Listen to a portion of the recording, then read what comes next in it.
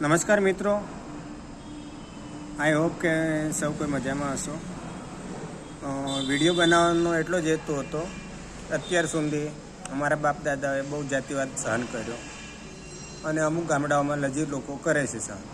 પણ હવેથી અમે ભણ્યા ગણ્યા, કાયદો વાંચ્યો, હવે જાતિવાદ સહન નહીં થાય. અને હમણાંનો તાજું તમને ઉદાહરણ આપતા જણાવું છું કે ઉના તાલુકાની વરસંગપુર ગામ છે. ત્યાંનો એક બાબુ ચૌહાણ કરીને એક અસામાજિક તત્વ જ કહીશું એને, કોઈ સારી વ્યાખ્યા નહીં આપું. એ વ્યક્તિએ કલેક્ટર અને મામલતદાર સાહેબની હાજરીની વચ્ચે ગેરસંવિધાનિક શબ્દ બોલી અને જાતિગત રીતે અમારી લાગણી દુભાવેલ.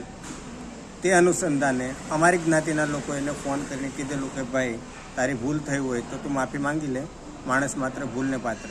પણ એ વ્યક્તિ એવું કહે છે કે અમારી તો પરંપરા હતી, અમારા બાપ દાદાઓ તમને કહેતા હતા એટલે અમે કહેશું, અને તમારાથી થાય કરી લો, નહીં તો તમને બહુ તકલીફ હોય તમારા ગામ આવી જજો, હું જોઈ લઈશ.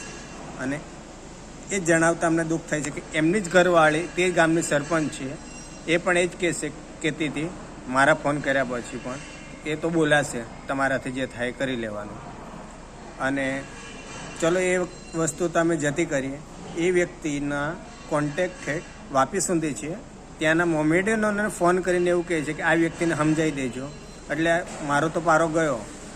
એમને બીજે દિવસે મેં પોલીસ સ્ટેશનમાં જઈ અને ફરિયાદ તો આપી જ છે, અને આગળ જતાં એ કેસને તો હું મારી જિંદગીભર લડત આપીશ. હવે એને માફ કરવામાં નહીં આવે.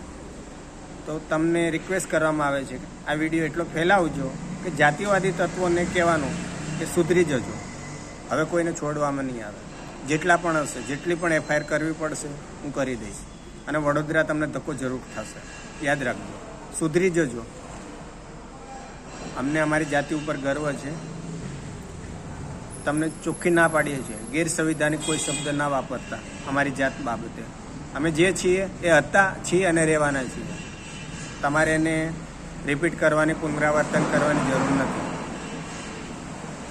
જય ભીમ, જય સંવિધાન.